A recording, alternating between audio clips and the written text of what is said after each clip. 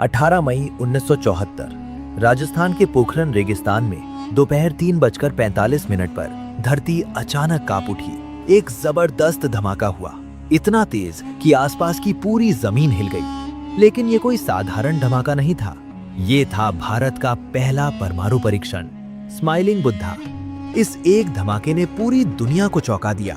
दुनिया सोच रही थी कि भारत नॉन अलाइनमेंट की नीति अपनाकर अपनी सुरक्षा और जरूरतें कैसे पूरी करेगा। लेकिन इसी बीच भारत ने चुपचाप परमाणु बम बना लिया था। अमेरिका के होश उड़ गए।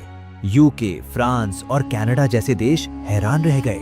सवाल ये था कि अमेरिका जैसी सुपर पावर की नजरों के नीचे से भारत ने ये सब कैसे कर दिखाया। ये एक ऐसा मिशन था जिसे भारत ने बेहद गोपनीय तरीके से अंजाम दिया था। लेकिन ये तो सिर्फ शुरुआत थी। लगभग 24 साल बाद 11 मई 1998 को फिर से पोखरन की धरती कांपी। इस बार 3 धमाके एक साथ हुए और फिर 13 मई को 2 और परमाणु परीक्षण किए गए। इन परीक्षणों के बाद भारत ने आधिकारिक रूप से खुद को एक न्यूक्लियर पावर घोषित कर दिया। पूरी दुनिया दंग रह गई। उस समय प्रधानमंत्री अटल बिहारी वाजपेयी और वैज्ञानिक डॉक्टर एपीजे अब्दुल कलाम ने दुनिया को चौंका दिया था। लेकिन इस मुकाम तक पहुंचने का भारत का सफर बिल्कुल आसान नहीं था। इसकी कहानी शुरू होती है द्वितीय विश्व युद्ध के दौरान। 1945 में अमेरिका ने जापान के शहर हिरोशिमा और नागासाकी पर 2 परमाणु बम गिराए थे। इन बमों के नाम थे लिटिल बॉय और फैट मैन। इन हमलों से भारी तबाही हुई, लाखों लोग मारे गए और जापान ने सिर्फ 1 हफ्ते के अंदर ही बिना किसी शर्त के आत्मसमर्पण कर दिया। इसी के साथ द्वितीय विश्व युद्ध खत्म हो गया। इस घटना ने पूरी दुनिया को ये दिखा दिया कि परमाणु हथियार कितने खतरनाक और शक्तिशाली हो सकते हैं। इसके बाद कई देशों ने परमाणु हथियार बनाने की दौड़ शुरू कर दी।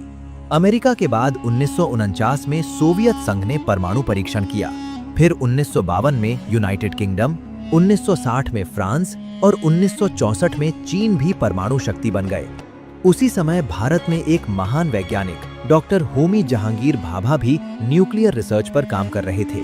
उनका सपना था कि भारत भी एक मजबूत परमाणु शक्ति बने। लेकिन उस समय भारत सरकार ने उन्हें परमाणु बम बनाने की अनुमति नहीं दी थी। सरकार चाहती थी कि परमाणु ऊर्जा का इस्तेमाल सिर्फ शांतिपूर्ण उद्देश्यों जैसे बिजली उत्पादन और वैज्ञानिक रिसर्च के लिए किया जाए।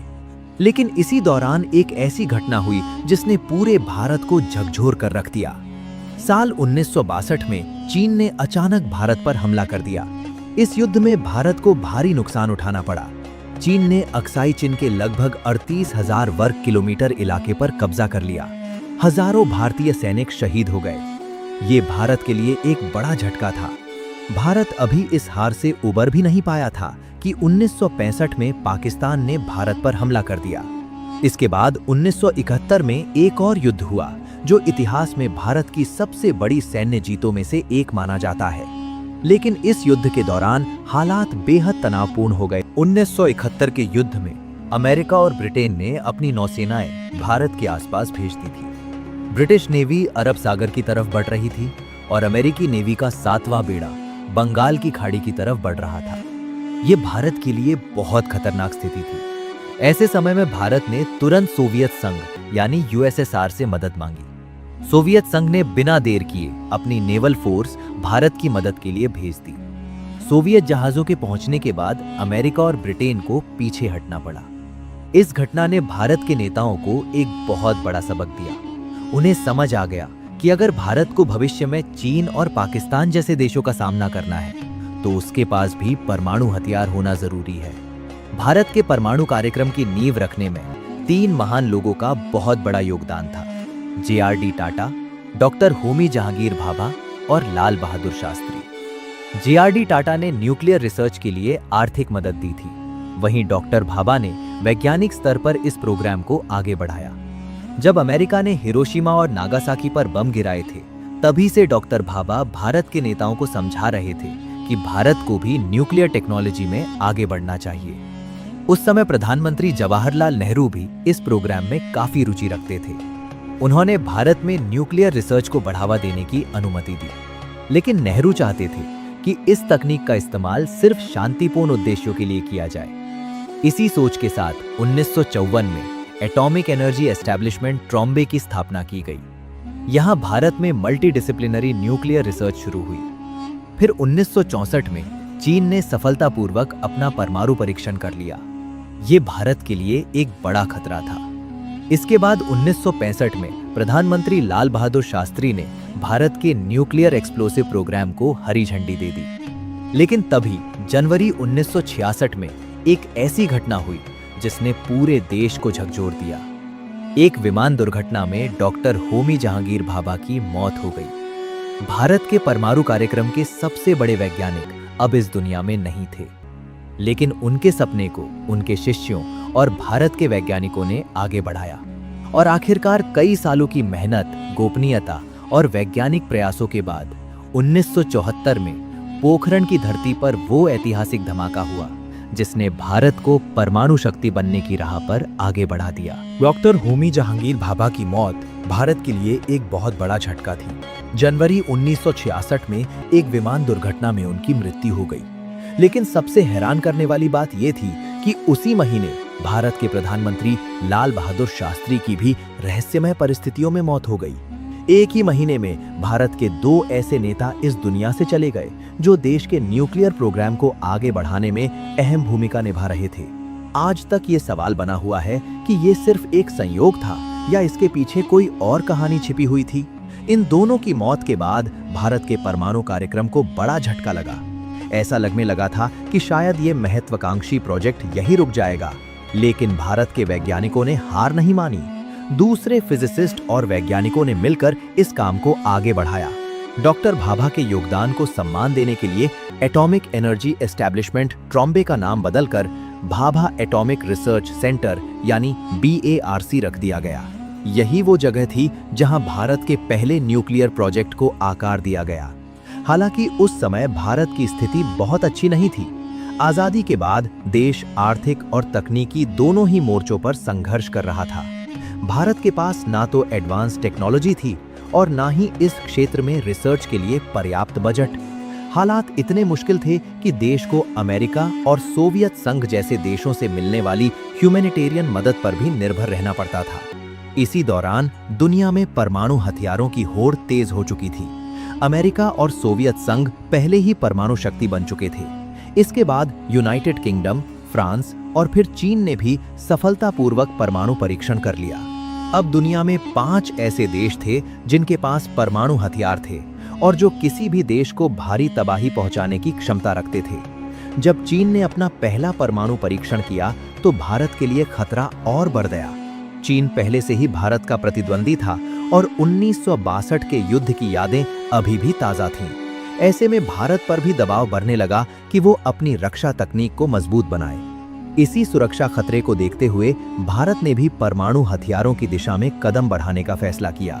1966 तक आते आते भारत की सरकार और देश के प्रमुख वैज्ञानिकों का मानना था कि भारत को परमाणु तकनीक में आत्मनिर्भर होना ही होगा।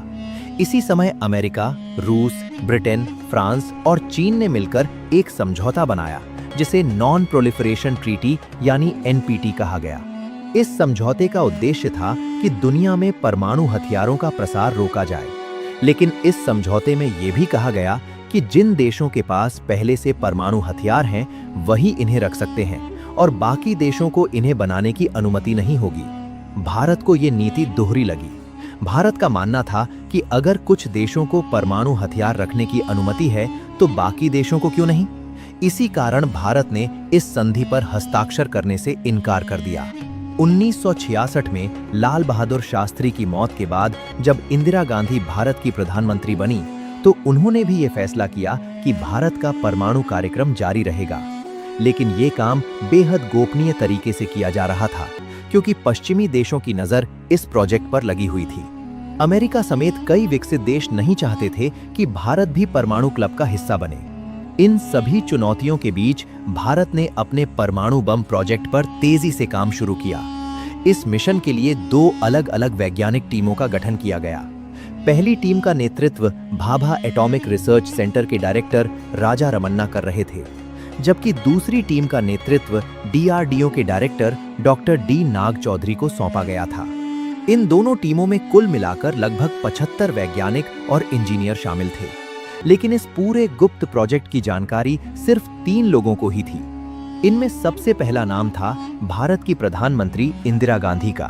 भारत के परमाणु कार्यक्रम की कहानी केवल विज्ञान की उपलब्धि नहीं है, बल्कि ये साहस, रणनीति और गुप्त मिशनों से भरी एक ऐसी दास्तान है जिसने दुनिया की ताकतवर शक्तियों को भी हैरान कर दिया। ये कहानी उस समय शुरू होती है जब भारत ने तय किया कि अपनी सुरक्षा के लिए उसे किसी और देश पर निर्भर नहीं रहना है। भारत का पहला परमाणु परीक्षण पूरी तरह से गोपनीय मिशन था।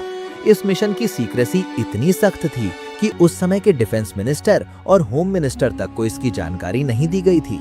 इस प्रोजेक्ट के बारे में केवल कुछ चुनिंदा वैज्ञानिकों और देश के शीर्ष नेतृत्व को ही पता था। लेकिन इस मिशन को पूरा करना इतना आसान नहीं था। सबसे बड़ी चुनौती थी बम बनाने के लिए जरूरी प्लूटोनियम की व्यवस्था करना। उस समय ट्रॉम्बे का फिनिक्स रिएक्टर पहले ही बंद हो चुका था। वहीं जो प्लूटोनियम बचा हुआ था उसे पूर्णिमा न्यूक्लियर रिएक्टर में इस्तेमाल किया जा रहा था। ऐसे में वैज्ञानिकों के सामने एक मुश्किल खड़ी हो गई। अगर प्लूटोनियम नहीं मिला तो पूरा मिशन रुक सकता था। इस समस्या का समाधान निकालते हुए 1973 में पूर्णिमा रिएक्टर को अस्थायी रूप से शट डाउन करने का फैसला लिया गया। इसका मकसद था वहां से प्लूटोनियम निकालकर न्यूक्लियर टेस्ट के लिए इस्तेमाल करना। ये एक बेहद जोखिम भरा फैसला था, लेकिन वैज्ञानिकों ने इसे सफलतापूर्वक अंजाम दिया। इसी दौरान वैज्ञानिक वासुदेव अय्यर ने बम के सबसे जटिल हिस्से को तैयार करने में बड़ी सफलता हासिल की। ये हिस्सा था न्यूट्रॉन इनिशिएटर। ये वही तकनीक थी जिसे विकसित करने में अमेरिका को भी काफी कठिनाइयों का सामना करना पड़ा था। लेकिन भारतीय वैज्ञानिकों ने अपनी सीमित संसाधनों के बावजूद इसे बना लिया। अब सवाल था कि इस परमाणु परीक्षण को कहाँ किया जाए। वैज्ञानिकों को ऐसी जगह चाहिए थी जहां आसपास कोई आबादी न हो और टेस्ट के दौरान किसी को नुकसान पहुंचने का खतरा भी कम हो। कई जगहों पर विचार करने के बाद राजस्थान के थार रेगिस्तान में स्थित पोखरण रेंज को चुना गया। पोखरण एक विशाल और सुनसान इलाका था। यहाँ आबादी बहुत कम थी और ये जगह परमाणु परीक्षण के लिए बिल्कुल उपयुक्त मानी गई। सारी तैयारियां पूरी होने के बाद वो दिन भी आ गया जिसका इंतजार भारतीय वैज्ञानिक कई सालों से कर रहे थे। 18 मई 1974 को दोपहर 3:45 पर वो ऐतिहासिक पल आया। बटन दबाया गया और कुछ ही सेकंड में जमीन के नीचे एक शक्तिशाली विस्फोट हुआ। धरती हल्के से कांप उठी। ये भारत का पहला परमाणु परीक्षण था। इस परीक्षण की खास बात ये थी कि बम को जमीन के नीचे विस्फोटित किया गया था। इसे इम्प्लोजन डिजाइन पर बनाया गया था, जिससे रेडिएशन के हवा में फैलने का खतरा बहुत कम हो गया था। बम की क्षमता लगभग 12 किलोटन थी, इसलिए विस्फोट बहुत ज्यादा विनाशकारी नहीं था, लेकिन इसका संदेश पूरी दुनिया तक पहुंच गया था। इस टेस्ट के बाद दुनिया को ये साफ संदेश मिल गया कि भारत अब परमाणु हथियार बनाने की क्षमता हासिल कर चुका है। इस ऐतिहासिक परीक्षण को बाद में स्माइलिंग बुद्ध के नाम से जाना गया।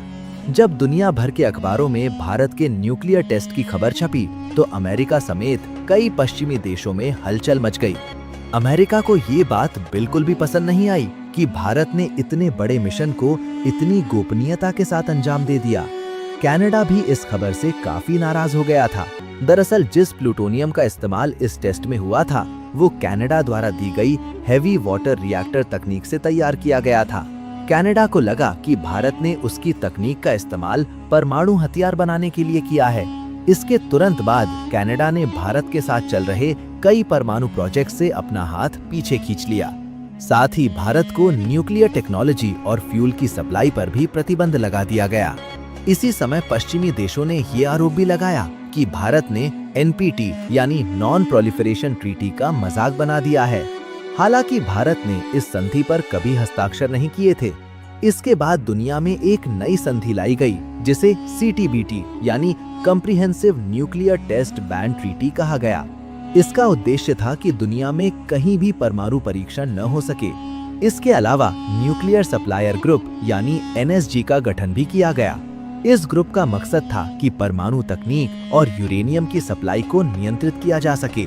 खास तौर पर भारत को परमाणु संसाधन मिलने से रोकने की कोशिश की गई। लेकिन इन प्रतिबंधों के बावजूद भारत ने अपने परमाणु कार्यक्रम को जारी रखा। 1995 में जब पीवी नरसिम्हा राव भारत के प्रधानमंत्री बने, तब एक बार फिर पोखरण में परमाणु परीक्षण की तैयारियां शुरू हुईं। लेकिन इस बार एक बड़ी गलती हो गई। इस मिशन की गोपनीयता उतनी मजबूत नहीं रखी गई जितनी पहले रखी गई थी। अमेरिका के जासूसी सैटेलाइट्स ने पोखरण में हो रही गतिविधियों को पकड़ लिया। इसके बाद अमेरिका के राष्ट्रपति बिल क्लिंटन ने भारत पर जबरदस्त दबाव बनाना शुरू कर दिया। यहाँ तक कि उन्होंने सीधे भारत के प्रधानमंत्री को फोन करके चेतावनी दी कि अगर भारत ने परमाणु परीक्षण किया तो इसके गंभीर परिणाम हो सकते हैं। अमेरिका के दबाव के कारण उस समय ये परीक्षण रोक दिया गया, लेकिन भारत ने अपना लक्ष्य नहीं छोड़ा। कुछ ही सालों बाद इस मिशन को नई दिशा मिली। इस बार देश के दो बड़े नाम इस मिशन से जुड़े, वैज्ञानिक एपीजे अब्दुल कलाम और प्रधानमंत्री अटल बिहारी वाजपेयी। 1996 में जब अटल बिहारी वाजपेयी पहली बार प्रधानमंत्री बने तो उन्होंने वैज्ञानिकों को परमाणु परीक्षण की तैयारी करने का आदेश दिया, लेकिन उनकी सरकार केवल 13 दिनों में ही गिर गई और ये मिशन फिर से अधूरा रह गया। 2 साल बाद 1998 में जब अटल बिहारी वाजपेयी दोबारा प्रधानमंत्री बने तो उन्होंने इस मिशन को तुरंत आगे बढ़ाने का फैसला किया। इस बार सबसे बड़ी चुनौती थी सीक्रेसी को बनाए रखना। CIA के जासूसी सैटेलाइट लगातार भारत पर नजर रखे हुए थे। पोखरण जैसे खुले रेगिस्तान में इतनी बड़ी तैयारी को छुपाना बहुत मुश्किल था। इस मिशन की जिम्मेदारी भारतीय सेना की 58 इंजीनियर रेजिमेंट को सौंपी गई। सेना ने इस मिशन को बेहद चतुराई से अंजाम दिया। सैटेलाइट से बचने के लिए वैज्ञानिकों को कोड नेम दिए गए। डॉक्टर एपीजे अब्दुल कलाम को मेजर जनरल पृथ्वीराज कहा जाता था, वहीं आर चिदंबरम को मेजर जनरल नटराज के नाम से बुलाया जाता था। सभी वैज्ञानिकों को सेना की यूनिफॉर्म पहनकर काम करने के निर्देश दिए गए। ज्यादातर काम रात के समय किया जाता था ताकि सैटेलाइट्स की नजर से बचा जा सके। रेगिस्तान की रेत का इस्तेमाल करके सेंसर केबल्स को ढक दिया जाता था। बम शाफ्ट को कैमोफ्लाज नेटिंग से छिपा दिया गया था। यहां तक कि आसपास आर्टिफिशियल वनस्पति भी उगा दी गई ताकि ऊपर से देखने पर सब कुछ सामान्य लगे।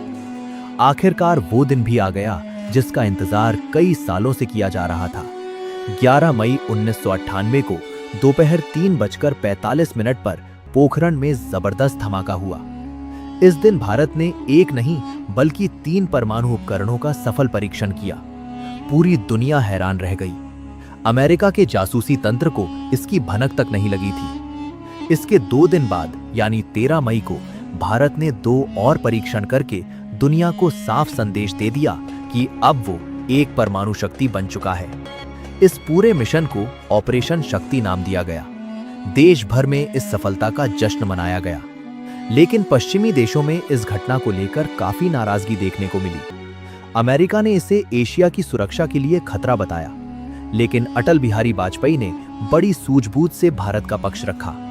उन्होंने साफ कहा कि भारत का परमाणु कार्यक्रम केवल आत्मरक्षा के लिए है।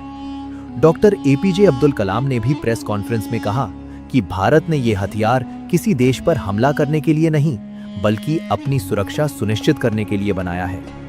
इतिहास गवाह है कि भारत ने कभी किसी देश पर हमला नहीं किया, बल्कि कई बार भारत पर ही आक्रमण हुए हैं। इसलिए भारत का ये कदम केवल अपनी सुरक्षा को मजबूत करने के लिए उठाया गया था। आज भारत दुनिया की प्रमुख परमाणु शक्तियों में शामिल है। ये उपलब्धि केवल वैज्ञानिक तकनीक का परिणाम नहीं है, बल्कि उन लोगों के साहस और दूरदर्शिता का भी परिणाम है जिन्होंने इस मिशन को सफल बनाने के लिए दिन रात मेहनत की। JRD टाटा, होमी भाभा, लाल बहादुर शास्त्री, अटल बिहारी वाजपेयी, एपीजे अब्दुल कलाम और अनगिनत वैज्ञानिकों ने अपनी पूरी जिंदगी इस मिशन के लिए समर्पित कर दी। उनकी मेहनत की वजह से आज भारत पहले से कहीं ज्यादा सुरक्षित और मजबूत देश बन चुका है।